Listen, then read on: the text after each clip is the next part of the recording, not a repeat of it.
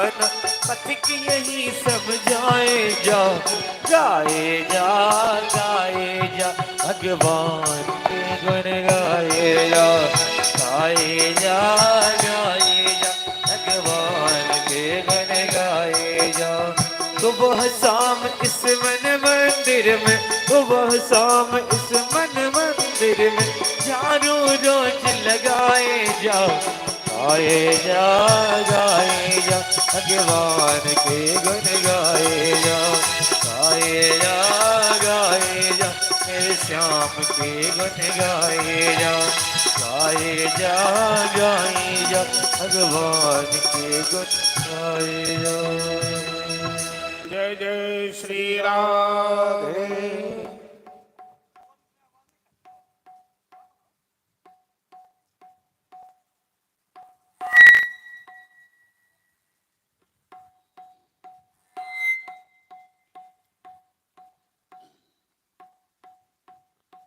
कन्हैया ग्वाल वालों के साथ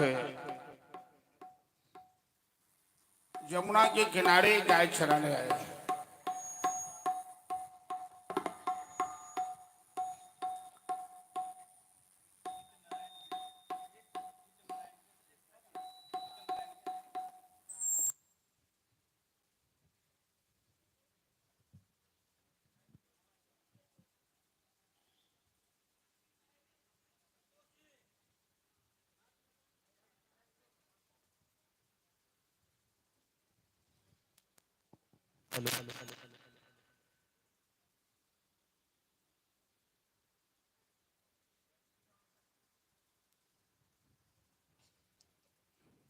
हेलो। श्री राधे। श्री हित नारायण मिश्र की ओर से 100 रुपया, 101 रुपया, 111 रुपया भजन पर प्रसन्न होकर के प्रदान किया गया है। जोरदार तालियों से इनका स्वागत कर दे। प्रेम से बाकी बिहारी लाल की, राधा रानी की जय। श्री राधे। हेलो। माइक में बजला से तो बाजा वाला के बहुत कष्ट हुई छै, जो माइक में बेइज्जत करी छै। आधा समय बाजा ठीक करे में बीत जाए छै, कथा कहो में मन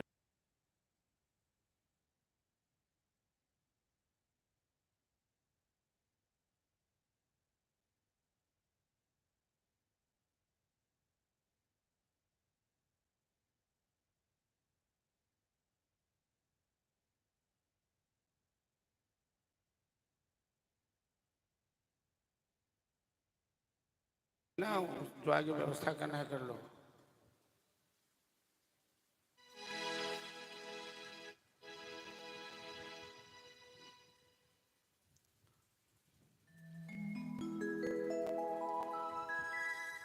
गोपियों में प्रभावती, ललिता, विशाखा, चंद्रावती, ये सब खास गोपियों का नाम है। ग्वाल बाल में जो कन्हैया के खास मित्र हैं, तोख, भद्र, श्रीदामा, मधुमंगल, ये नाम है। एक बार ग्वाल वालों के साथ भगवान खेल रहे थे। तो खेल कई प्रकार के होते हैं, गांव घर वाले खेल, घरेलू खेल सब। तो हारने वाला जीतने वाले को कंधा पर बैठा कर ले जाता है, एक पेड़ से दूसरे पेड़ के पास। सब दिन कन्हैया जीतता था और आज कन्हैया हार गया। अब बलराम जी भी हार गए।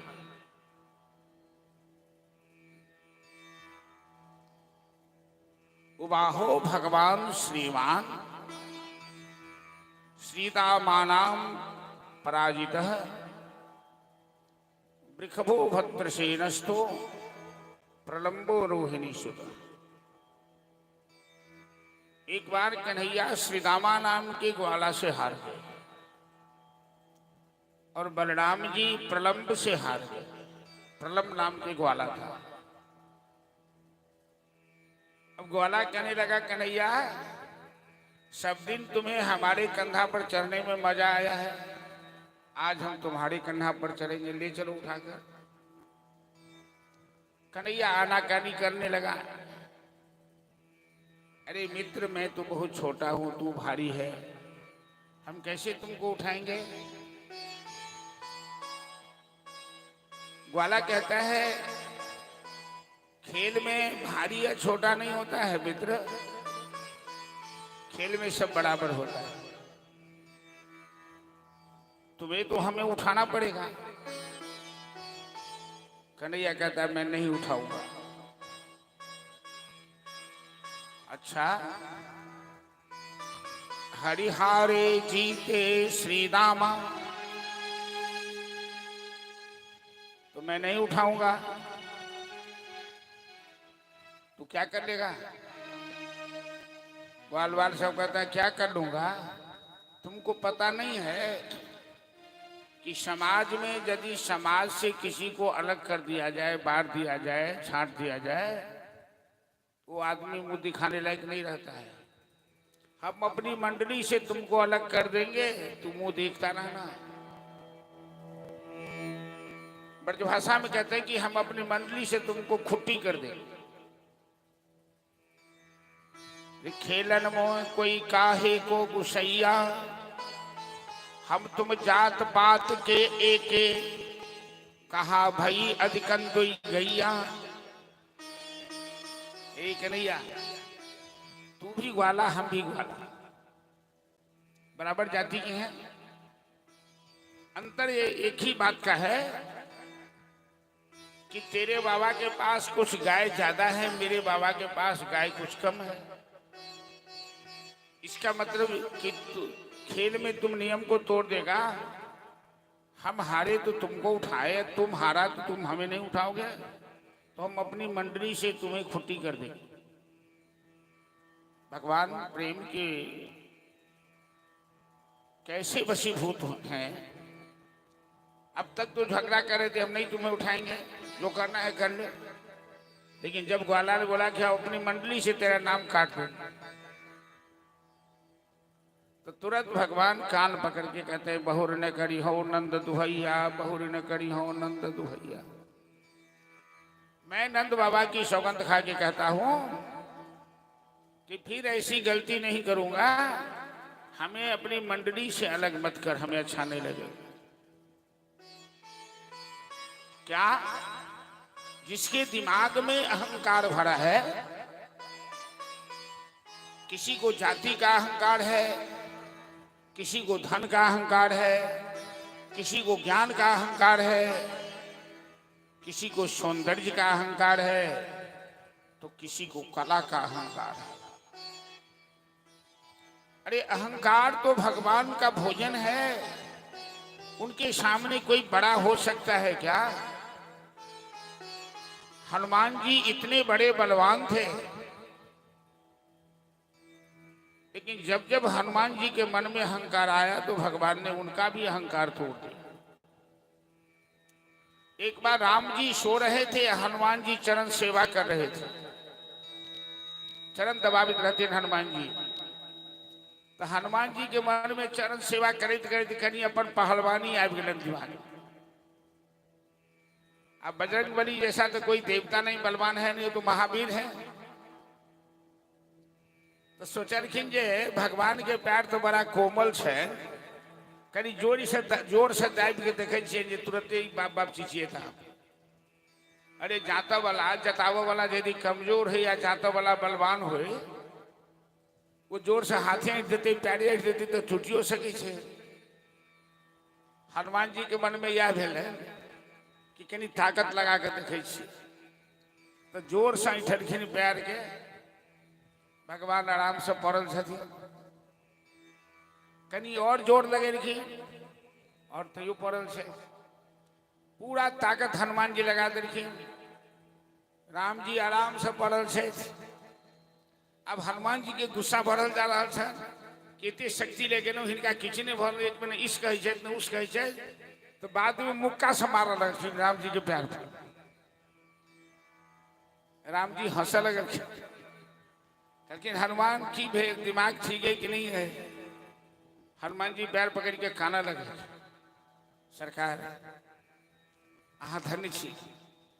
यदि कोमल देखल जाए तो अहाँ फूलों से ज्यादा कोमल छी, आ कठोर देखल जाए तो वज्रों से ज्यादा कठोर छी। वज्रादपि कठोरानी मृदुरी कुसुमादपि। भगवान कोमल बनते हैं तो फूल से भी ज्यादा कोमल, और कठोर बनते हैं तो वज्र से भी ज्यादा कठोर बन जाते हैं। उनकी बराबरी कोई नहीं कर सकता, इसलिए अहंकार कभी नहीं करना चाहिए।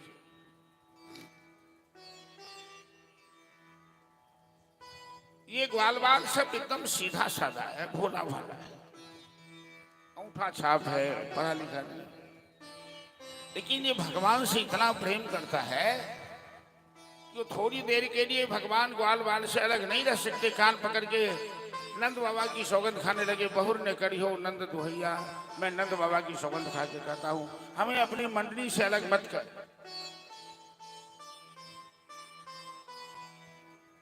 सब दिन यशोदा के पास शिकायत आती है, कन्हैया चोरी करता है, माखन चोरी करता है। एक दिन यशोदा नाराज होकर कहती है, अरे गोपियां, शिकायत तो तुम लोग करती हो, लेकिन कभी कन्हैया को चोरी करते पकड़ा है किसी ने? और चोरी करते नहीं पकड़ा तो शिकायत क्यों करती हो? तो दूसरी गोपियां सब कहती है, अरे मैया क्या बताऊं, तेरा लल्ला तो बड़ा धूर्त है, वो चोरी भी कर लेता है, कभी हाथ भी नहीं लगता है। उसमें एक प्रभावती नाम की गोपी है, उसको थोड़ा अहंकार है। प्रभावती कहती है, कन्हैया तू दूसरे की आंख में धूल झोंक सकता है, मेरे घर चोरी करके देख ले यदि हिम्मत है तो। जिस दिन तुम चोरी करोगे मेरे घर, मैं रंगे हाथ पकड़कर तेरी माँ के सामने उपस्थित कर दूंगी कि तू चोर है। कन्हैया कहते हैं, प्रभावती हमसे पंगा मत ले मोल, मैंने बड़े बड़े का दिमाग ठीक कर दिया है, तू क्या है? अच्छा तो कल हम तेरे घर में चोरी करने आएंगे, तू बचा लेना और हमें पकड़ लेना। प्रभावती जानबूझकर मक्खन रख दी सिक्का पर, घर को खुला छोड़ दिया, बगल में जाकर छिप गई। और आज कन्हैया ग्वाल वालों के साथ, बंदर भालू मयूरों के साथ प्रभावती के घर पहुंच गया चोरी के लिए। सिक्का पे मक्खन रखा है, ग्वाल वाल सब छोटा छोटा है, उसमें एक मनसुखा नाम का ग्वाला है, थोड़ा पांव से लग रहा है, बड़ा ही धूर्त है। कन्हैया से प्रेम भी बहुत करता है और कन्हैया से झगड़ा भी बहुत करता है। मनसुखा केहन चलाक छे, तो एक दिन यशोदा जी सब ग्वाल बाल के भोज करे, पार्टी दिलखी। तो जई चीज के पार्टी रहल है तो परसा लगलखिन, सब चीज परसलखिन। मनसुखा के बात पर तो सब चीज परले, लेकिन जहन यशोदा जी रसगुल्ला परसलखिन तो मनसुखा के बात पर रसगुल्ला नहीं पड़ले। सब ग्वाल बाल के रसगुल्ला पड़ले, ओकरा रसगुल्ला पड़बे नहीं केले। तो सब ग्वाल बाल भोजन कर रहा है, वो छप्पर के तरफ देख रहा है, कोनो बाती गेंडा ले घर के। यशोदा करखिन, लल्ला अरे सभी ग्वाल बाल भोजन करें, तुम क्यों नहीं भोजन कर रहा है?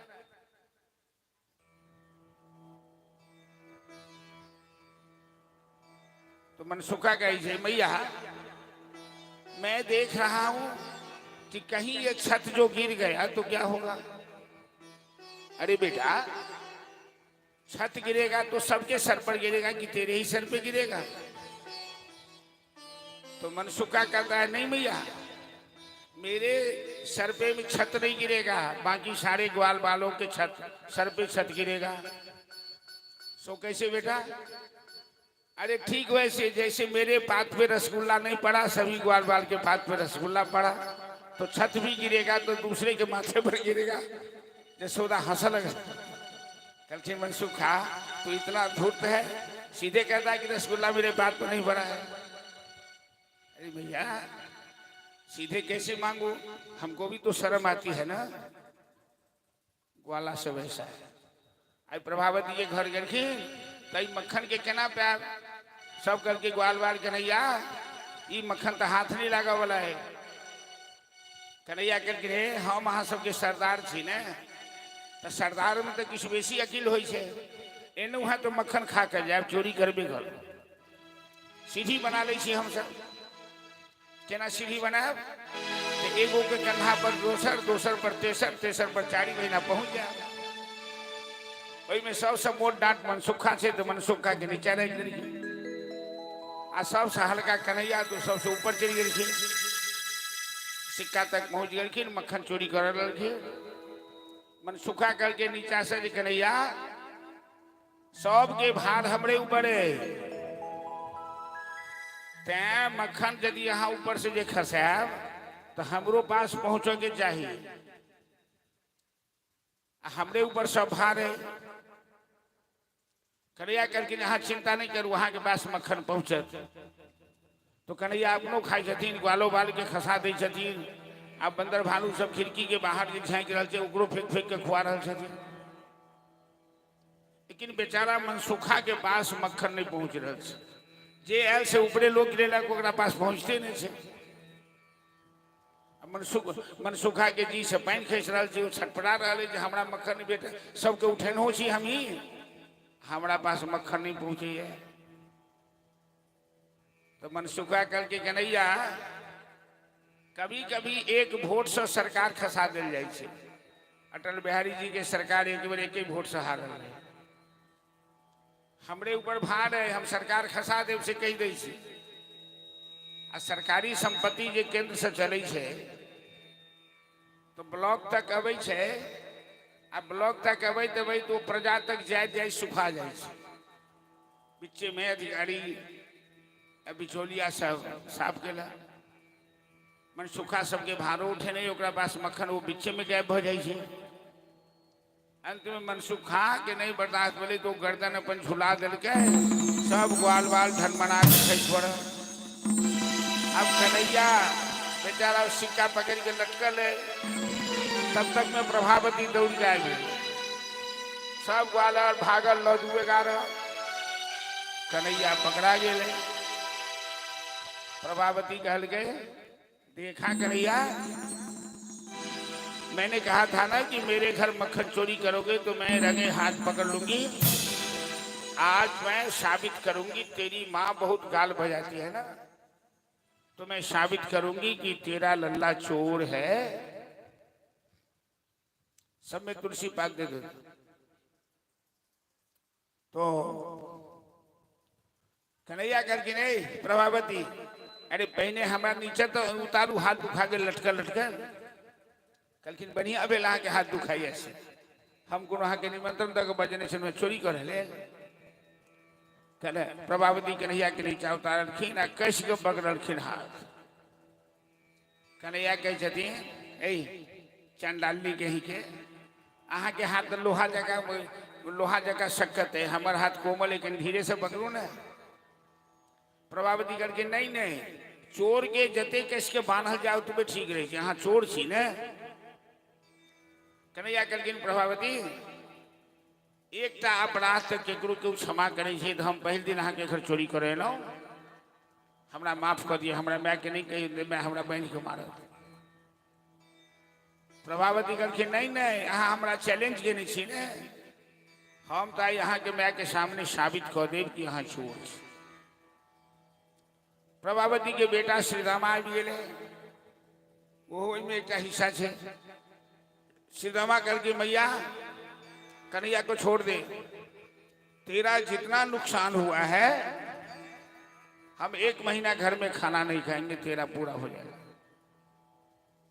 प्रभावती कहे जी तुम भगता है कि नहीं भगता है, चोर चोर मत सोच भाई, आज इसे साबित करके रहूंगी कि ये चोर है। श्री रामा काना लग रहे कि हमारे सबके नेते पकड़ा के लाभ की है, कन्हैया कह छथिन यार क्यों रो रहे हो? तो तुम पकड़ा गया इसीलिए रो रहा हूं। अरे मैं नहीं पकड़ाया हूं। अरे अब क्या तुम पकड़ा नहीं है? तो मेरी माँ तुमको पकड़ रखी है। अरे तुम देखो ना आगे मैं क्या करता हूं, लेकिन तुम मेरे आसपास में दिखाई देना, मेरे नजर के सामने, कहीं इधर उधर मत जाना। प्रभावती हाथ खींच कर कन्हैया के लोग चलल जसोदा के पास। एकदम सीना तान कर दे, आई तो हम साबित कर दे। आज तक कोनो गोपी नहीं साबित कर सकती कि कन्हैया चोर है। तो थोड़े दूर गेल तो आगू से कोनो बुजुर्ग आदमी अबैत रहथिन, जे ससुर लगतथिन प्रभावती के।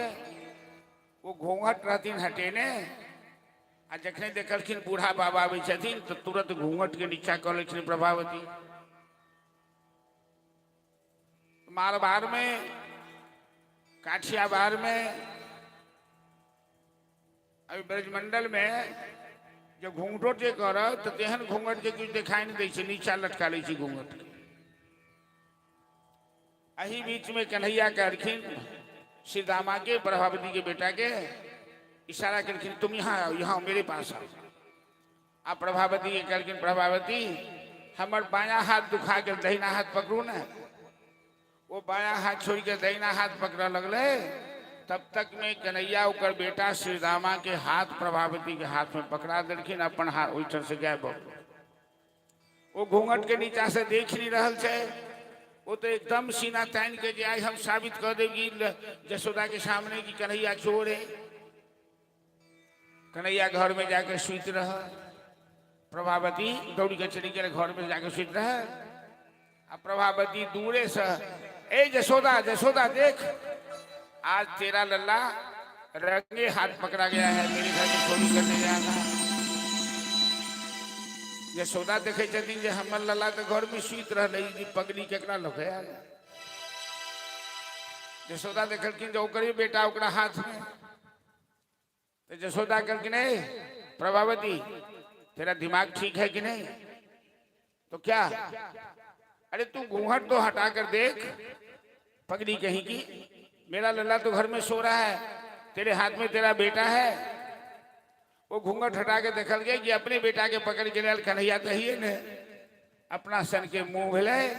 आ कन्हैया पाछा साहब का वो कहे छे ठेंगा देखे ना करके प्रभावती के तुम देख लिया ना, हमें कोई साबित नहीं कर सकता है, क्योंकि मैं चोर हूं ही नहीं। आप कन्हैया कौन बात कह रहे थे? क्योंकि मैं चोर हूं ही नहीं। और भगवान सही में चोर कैसे हो सकते? ब्रजे वसंतम नवनीत चौरम ब्रजांगनानाम दुकूल चौरम अनेक जन्मार्जित पाप चौरम चौराग्रगण्यम शीर्षा नमामि। भगवान तो लोगों के दिल को चुराते हैं, मन को चुराते हैं। वो प्रेम से कोई बुलाता है तो उसके घर जाते हैं। रात रात भर ये गोपियां सब जगती है, मक्खन दही बिलोती है, मक्खन बनाती है कि गृहे गृहे गो बधू कदम्बा सर्वे विलीपा समभायोगे पुण्यानि नामानि पठन्ति नित्यं गोविंद दामो दरमाधुरीति। रात रात भर ये गोपियां सब अपने अपने घर में जगकर आंसू बहाती है। कन्हैया मेरे घर नहीं आओगे, मेरे घर में माखन चोरी नहीं करोगे, मेरी कुटिया को पावन नहीं करोगे। हे नाथ नारायण वासुदेव, हे नाथ नारायण वासुदेव,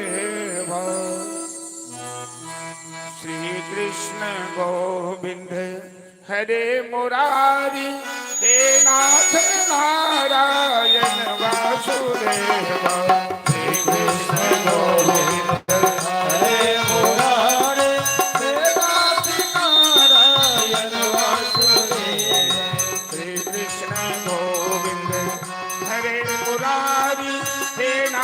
नाथ नारायण वासुदेव श्री कृष्ण गोविंद हरे मुरारे नाथ नारायण वासुदेवा हे नाथ नारायण वासुदेव हे नाथ नारायण वासुदेव हे नाथ नारायण वासुदेवा हे नाथ नारायण वासुदेवा श्री कृष्ण गोविंद हरे मुरारी हे नाथ नारायण वासुदेव श्री कृष्ण गोविंद हरे मुरारे हे नाथ नारायण वासुदेवा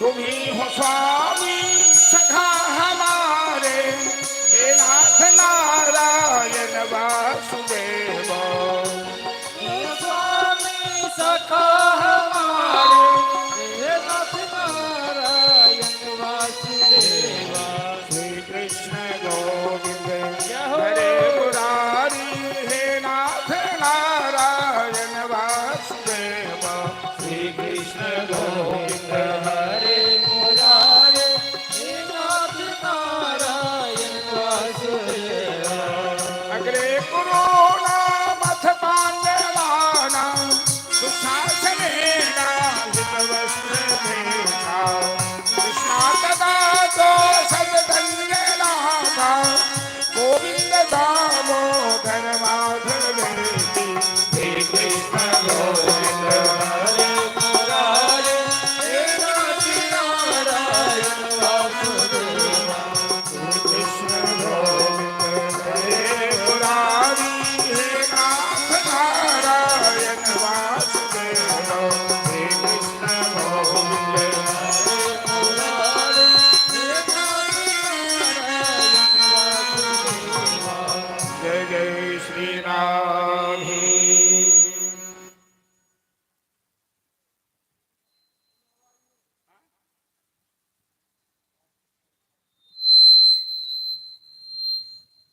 बाजा सब जना सकसकाई है एकदम घींच रहा है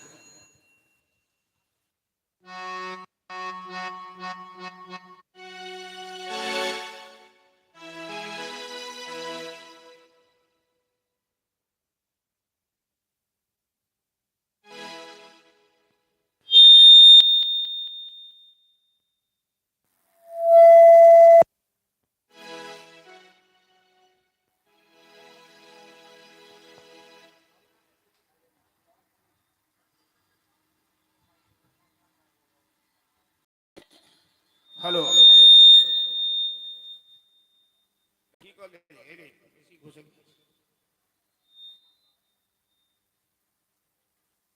आज कन्हैया जमुना के किनारे ग्वाल वालों के साथ गाय चराने गए बिलो चेतसताम दुष्णाम कृष्णाम कृष्णाहिना विभु तस्या विशुद्धिमन्वीक्षन् तं सर्वं मुदवाशयन् जमुना के अंदर एक कालीदह है। कालीदह एक कुंड का नाम है जहाँ 100 फन वाला कालिया नाग सैकड़ों वर्ष से निवास कर रहा है और ये कालिया नाग भी कंस का समर्थक है। ये हजारों लोगों का प्राण ले चुका है। भगवान श्री कृष्ण का अवतार हुआ है अपने भक्तों को आनंद देने के लिए और भक्तों के जीवन में जो संकट है उसे दूर करने के लिए। जमुना तो भगवान की पटरानी है और जमुना के अंदर वो कालिया नाग निवास कर रहा है जिसके विष के प्रभाव से 4 कोस तक यमुना का जल विषैला हो गया। उस कुंड के आसपास दूर दूर तक एक भी पेड़ पौधे हरा नहीं है, सब झुलस गया।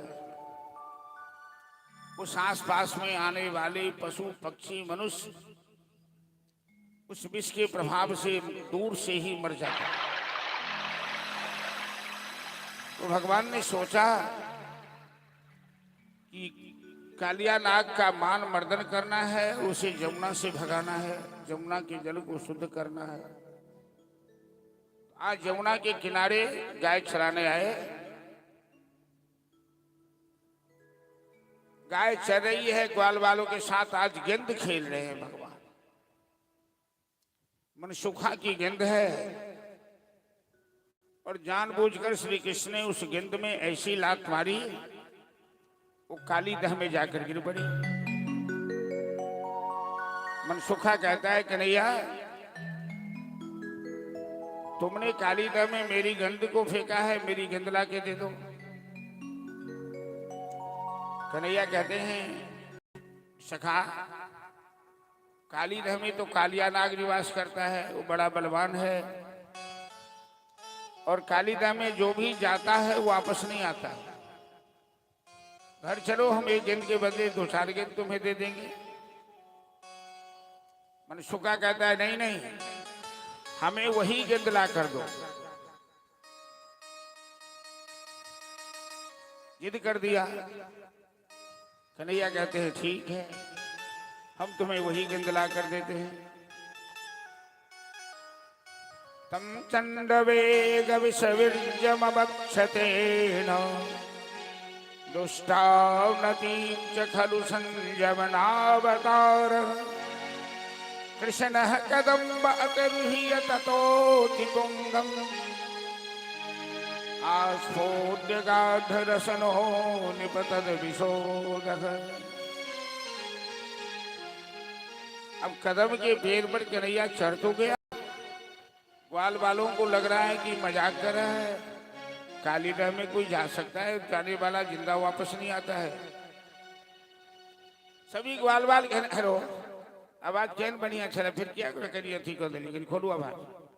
सभी ग्वाल वाल कहने लगा, कन्हैया कन्हैया हमें गेंद नहीं चाहिए, नीचे आ जा, नीचे आ जा। तब तक में कन्हैया एक बार टाल ठोककर काली दह में छलांग लगा दी। अब तो कन्हैया काली दह में चला गया। सारे के सारे ग्वाल वाल समझ गए कि कन्हैया जिंदा नहीं है, और कन्हैया तो ग्वाल वालों का प्राण है। सभी मूर्छित होकर गिर पड़ा यमुना के किनारे बाहर। सभी गायें रंभाने लगी, बछड़े सब पुकारने लगा, और वृंदावन में खबर गई तो सब दौड़े, सब मूर्छित हो गए, सभी बेहोश हो गए। एक बलराम जी जो भगवान की महिमा को जानते हैं, वो सबको समझा बुझा रहे हैं, धैर्य दिलवा रहे हैं। इधर काली दह में कन्हैया प्रवेश किया। जैसे हाथी पानी को मथता है, उसी तरह कन्हैया पानी को मथना शुरू किया। उस कालिया नाग की अनेकों नागिन पत्नियां हैं, इच्छाधारी नागिन सब, जो मनुष्य के रूप में कन्हैया के सामने खड़ी हो गई। कहने लगी, अरे बालक, तुम इस कुंड में कैसे आ गए? तुम्हें मालूम नहीं है कि मेरे पति बड़े बलवान हैं, वो अभी सो रहे हैं, वो तुम्हें मार डालेंगे। तुम जल्दी से अपनी जान बचाकर यहां से भाग जा। कन्हैया नागिन को कहते हैं, अरे नागिन, मैं तो तेरे पति को जगाने ही आया हूं। मैं देखना चाहता हूं कि तेरे पति के अंदर कितना बल है। पानी को मथने लगे, तब तक कालिया नाग की नींद खोल गई। कालिया नाग एक बार लंबी सांस खींचा, एक बार अंगड़ाई लिया। कालिया नाग अहंकार का प्रतीक है। उसने देखा ये बालक, इतनी हिम्मत है इसमें, इस कुंड में आने का तो साहस किया है। कालिया नाग ने अपनी पूंछ से कन्हैया पर वो लपेट दिया। श्याम सुंदर ने अपने शरीर को ढीला किया और कालिया नाग ने अपने पूंछ में उन्हें लपेट लिया। बड़े बड़े बलवान सांप दो तरह से लोगों को मारते हैं, या तो विष से मारता है या पूंछ में लपेटकर हड्डी तोड़ देता है। कालिया नाग तो पहले इसी तरह से आक्रमण किया, कन्हैया को पूंछ में लपेट लिया। अब कन्हैया अपने शरीर को बढ़ाना शुरू किया। जैसे शरीर बढ़ाने लगे तो कालिया नाग की पूंछ ढीली पड़ गई। अब उसने फन से प्रहार करना शुरू किया। एक सौ फन है कालिया नाग को, और कन्हैया के ऊपर फन से प्रहार करना शुरू किया। कन्हैया एक बार छलांग लगाकर कालिया नाग के मस्तक पर चला गया और हाथ में बंसी लिया। सभी राग रागिनी गंधर्व गंधर्वनियां सब वहां अद्भुत नृत्य करने लगी और कालिया नाग के मस्तक पर कन्हैया नृत्य करना शुरू किया, नाचना शुरू किया। कई प्रकार के नृत्य हम लोग देखते हैं, लेकिन विषैले सांप के मस्तक पर नाचने का काम तो अपना कन्हैया ही कर सकता है। अद्भुत नृत्य जो जो फन कालिया नाग उठाकर उन्हें डंक मारना चाहता है, भगवान अपने चरण के चाप से उसके मस्तक को कुचलना शुरू किया और अद्भुत नृत्य वहां शुरू हुआ। नटवर नागर नंदा भजो रे मन गोविंदा, नटवर नागर नंदा भजो रे मन गोविंदा, नटवर नागर नंदा भजो रे मन गोविंदा, नटवर नागर नंदा भजो रे मन गोविंदा। तू ही हो नटवरी, तू ही हो नागर, तू ही हो नटवर, तू ही हो नागर, तू ही हो नटवर, तू ही हो नागर, तू ही हो नटवर, तू ही हो नागर। हो बाल भगोरे मन गोविंदा, तू ही हो बाल मुकुंदा भगोरे मन गोविंदा, नागर नंदा भजोरे मन गोविंदा, नागर नंदा भजोरे मन गोविंदा।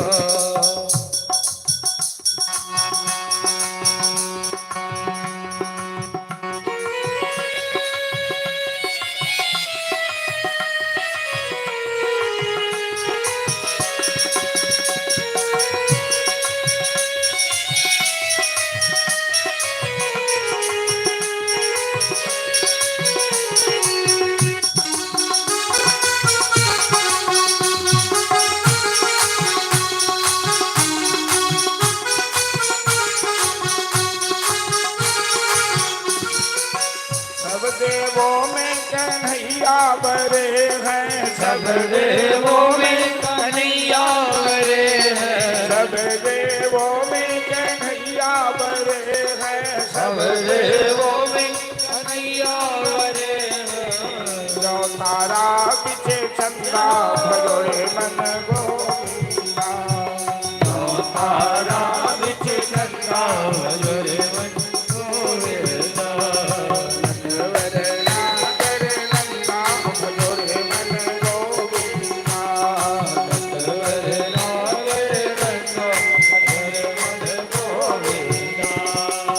ध्रुव को तारे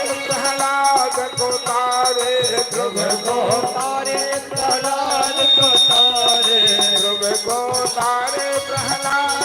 तारे ध्रुव को तारे प्रहलाद को तारे नरसिंह रूप धरंगा मन गोविंदा नरसिंह रूप धरंगा हरे मन गोविंदा नटवर नागर नंदा भगोरे मन गोविंदा नटवर नागर नंदा हरे मन गोविंदा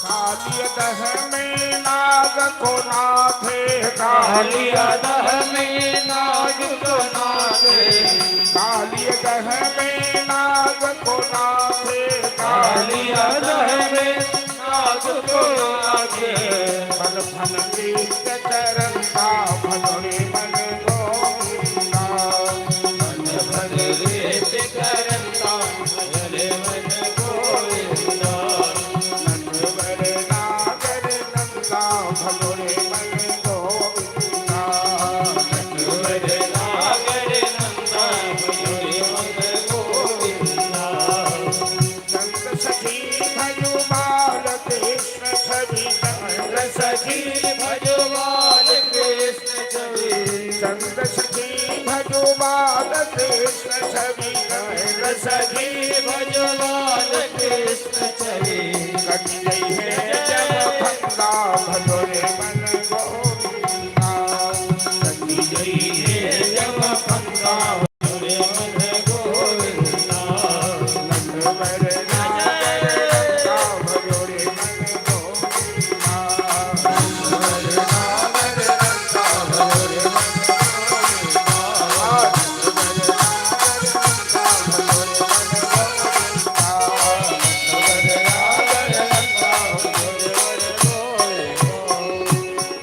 बोल नटवर नागर कन्हैया की जय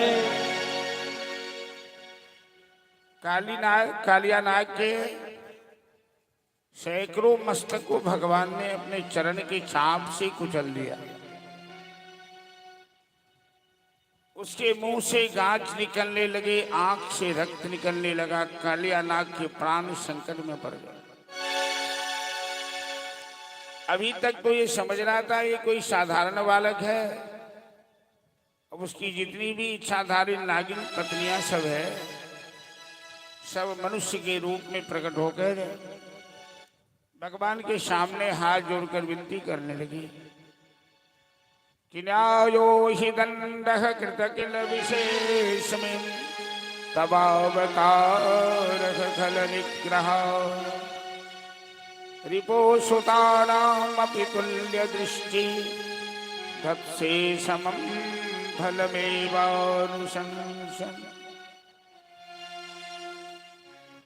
इच्छाधारी नागिन सब कहती है कि प्रभु आप तो साक्षात नारायण हैं।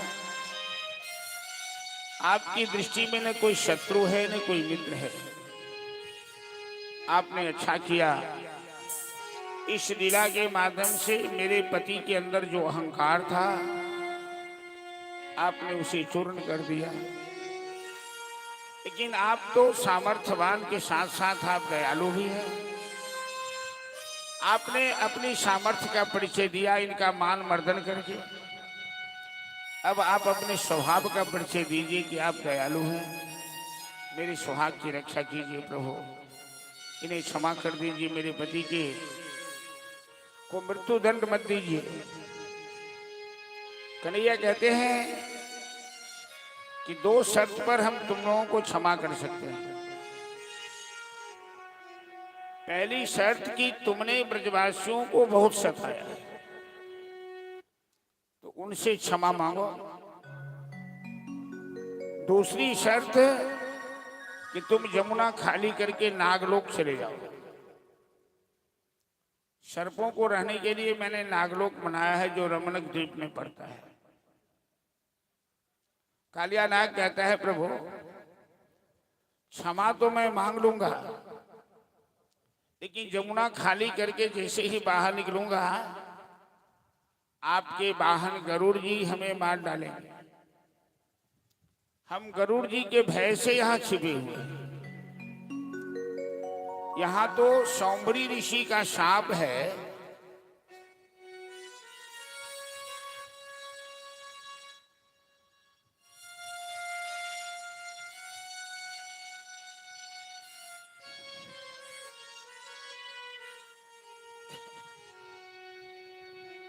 भगवान की लीला कहीं में टोन नहीं बढ़ती हो।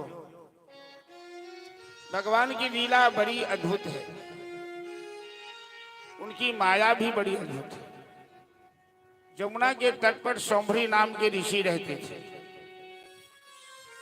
और उनकी माया से कैसे लोग मोहित हो जाता है। अहंकार करने वाला सौंभरी ऋषि तपस्या कर रहे थे। जब लोगों की भीड़ लगने लगी तो जमुना के कुंड में सौंभरी ऋषि पानी में गोता लगाकर तपस्या करने लगे।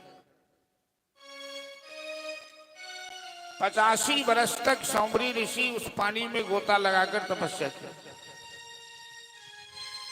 एक दिन मछली को उन्होंने देखा, नर और मादा दोनों आपस में संभोग कर रहा है। मछली का संभोग आंख से हो और सौंभरी ऋषि के मन में विकार पैदा हो गया मछली को देख।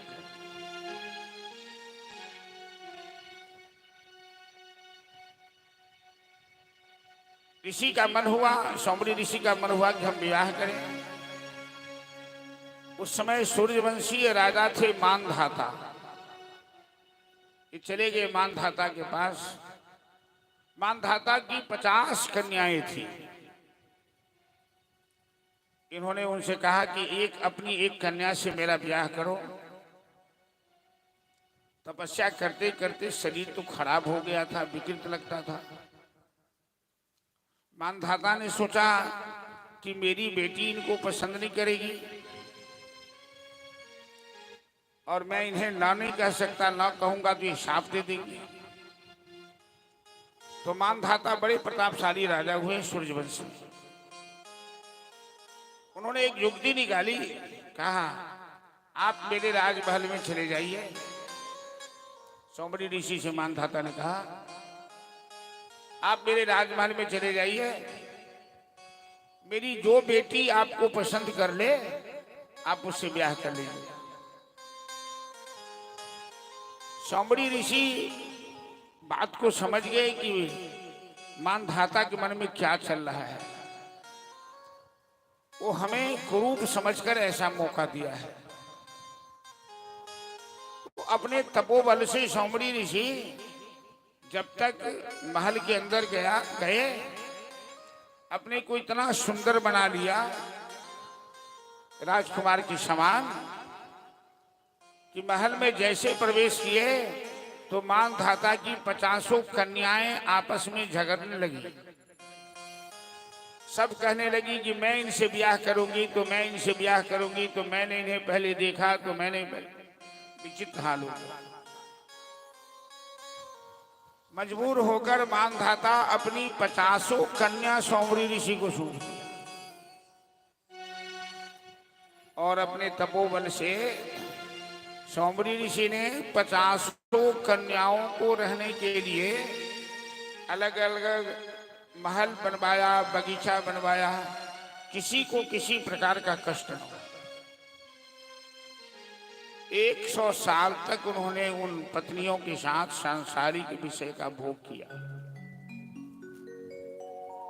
और 100 साल भोग करने के बाद उन्हें पश्चाताप होना शुरू हुआ कि मैं तपस्या करके कहाँ ब्रह्म को प्राप्त करने वाला था और ये मछली को देखकर मेरे मन में ऐसा विकार आया कि मैं कुत्ते बिल्ली की तरह अपनी पत्नियों के साथ सांसारिक विषयों का भोग करने लगा हूं। सांसारिक विषयों के भोग से किसी का उत्थान नहीं होता है, कल्याण नहीं होता है, उससे पतन होता है। पति पत्नी का संबंध सांसारिक विषयों के भोग के लिए नहीं है। भारतीय संस्कृति के अनुसार ये विवाह, जो वैदिक विवाह की पद्धति है, ये मनोवैज्ञानिक प्रक्रिया है। एक स्त्री के साथ संबंध बनाकर जीवन यापन करने वाला ब्रह्मचारी कहलाता है, एक नारी ब्रह्मचारी। और विषय वासनाओं को रोकने का एक साधन है। पति पत्नी का जीवन संभोग के लिए नहीं होता है। पति पत्नी का जीवन अपने जीवन को सुधारने के लिए होता है, धर्माचरण के द्वारा, पूजा पाठ के द्वारा, यज्ञ यागादि शुभ कर्मों के द्वारा। इसीलिए यहाँ की पत्नी को पत्नी नहीं, वाइफ नहीं कहा जाता है, धर्म पत्नी कहा जाता है। धीरज धर्म मित्र और नारी आपत काल पड़के ही जाए। और अनेकों जगह ऐसा अवसर शास्त्र में बताया गया है कि जब पति के जीवन में संकट आया तो धर्मपत्नी खड़ी हो जाती है ढाल बनकर। राजा बलि के दरबार में वही हुआ, कई जगह ऐसा हुआ। अंत में सौंबड़ी ऋषि सबसे संन्यास लेकर पुनः साधना में लगे। गरुड़ और नाग वंश की वंशागत दुश्मनी थी। बड़ा लंबा इतिहास है, हम उसमें नहीं चलेंगे। 8 वंश है नागों का। कर्क कालिया नाग के ऋषि के पास आ गया। नाग कभी कुंड से बाहर नहीं निकला। कहा कि तेरे मस्तक पर मेरे चरण का चिन्ह पड़ गया है। परंपरा के अनुसार मानियों का अभिमान भी दूर करना चाहते हैं। भगवान तर करने लगे, बाबा प्रतिज्ञा तुम क्या कहना चाहते हो? और गोवर्धन की पूजा शुरू करो। नंदवा कहते बेटा ये तुम क्या कर? बाबा तुम्हारे भरोसे ही तो गोकुलवासी जी रहे हैं। और साथ कन्हैया कहते बाबा चिंता मत करो, हम पूजा भी कराना जानते हैं। कल सुप्तियों अच्छी बला भी बहुत जगह पितर बलाई के लिए कि इंतजाम तो बड़ा लंबा हो से।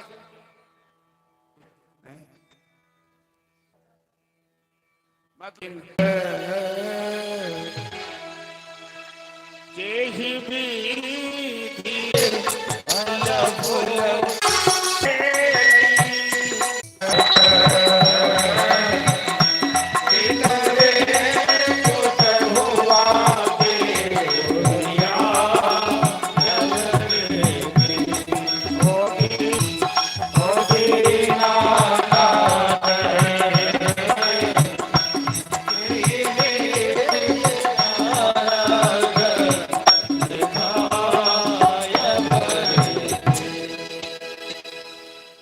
ब्रजवासी मस्ती के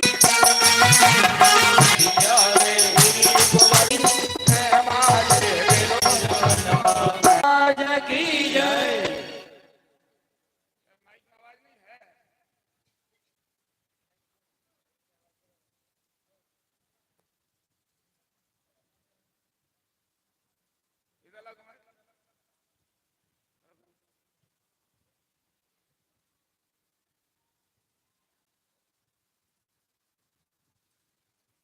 हेलो हेलो हेलो हेलो मैं केना कहते कर दियो। हाँ बाइक क्यों कहते चौपल से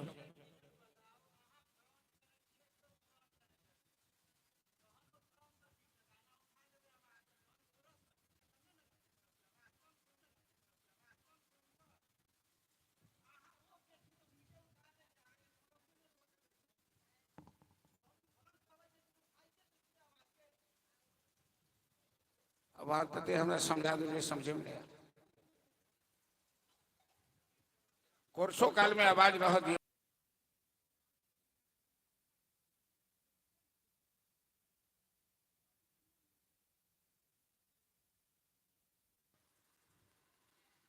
सारे ब्रजवासी गोवर्धन के पास पहुंचे। पूजा कैसे होगी?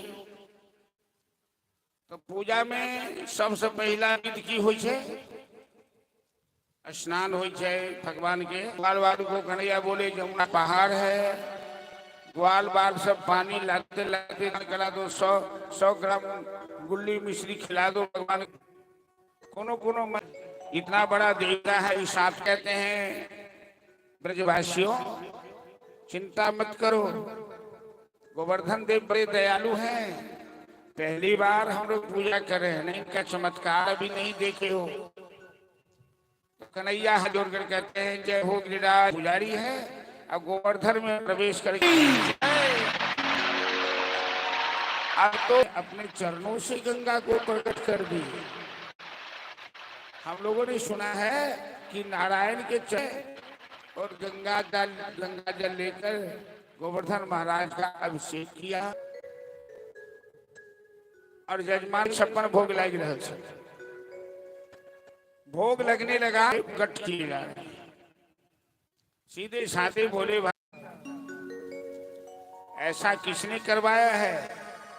अरे तुम्हें कुछ भी नहीं मालूम है, आजकल एक नया जातक में नेता पैदा हुआ, सभी बड़े मस्ती में हैं।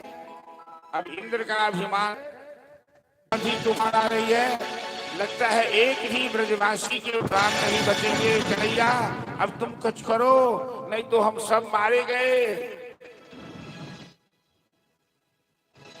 अब बूढ़ आदमी सब कह लड़की ये लड़का मालिक बूढ़ देवान दिया पुता के बाद में बिजली तरजना चमकना शुरू हो।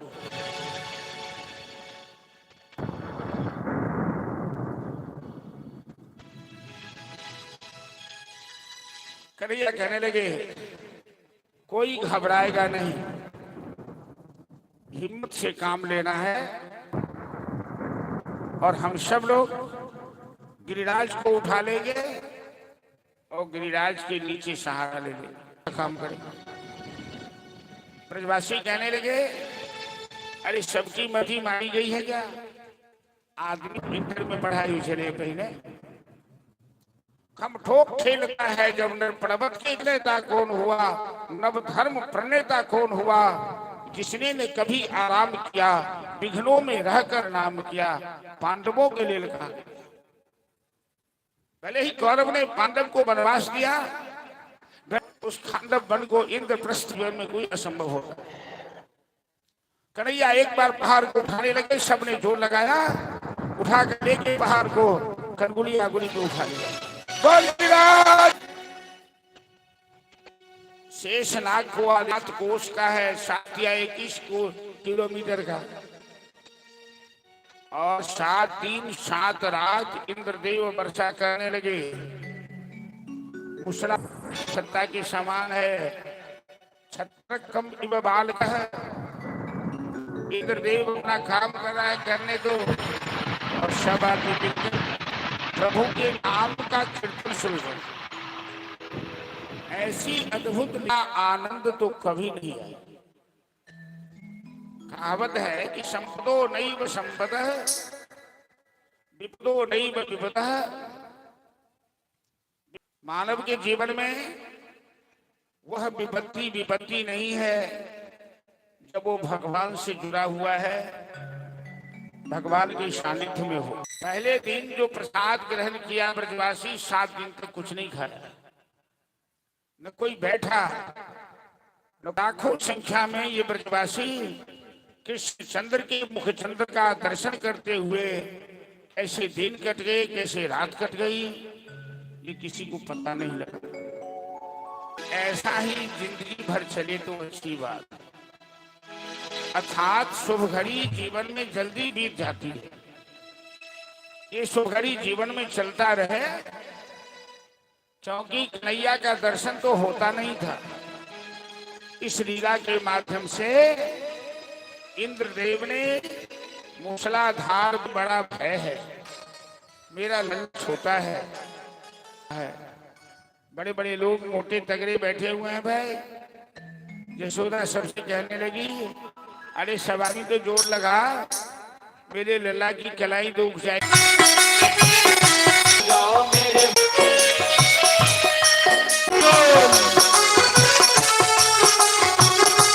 कलैया कहीं मुरक न जाए बाकी भैया, कहीं मुरक न जाए बाकी भैया, मेरो मुरक पे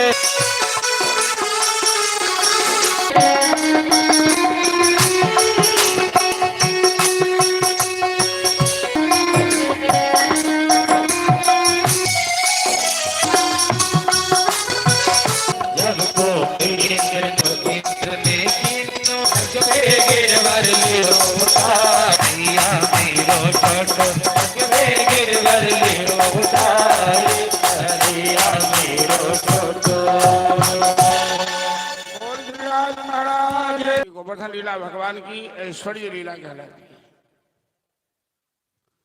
अभी तक तो भगवान ने अपना ऐश्वर्य नहीं दिखाया था, लेकिन ये 7 कोस के पहाड़ को उठाकर साधारण बालक नहीं है। नारायण नारायण। इंद्र ने देखा एक बूंद पानी नहीं, समुद्र खाली है। अब इंद्र को आश्चर्य लगा, इंद्र भगवान के चरण पर आकर गिर गया। और कन्हैया ने एक बार इस तरह चंदा का दर्शन करता है। हनुमान जी ने, राम जी ने कहा उसे कह दो, आज गोवर्धन लीला के माध्यम से भगवान ने ब्रजवासियों की नजर में है अपना कन्हैया तो बड़ा अद्भुत है, सार ही संपादन करते हैं। पूरा हुआ, कृष्ण 11 साल में प्रवेश किए और कल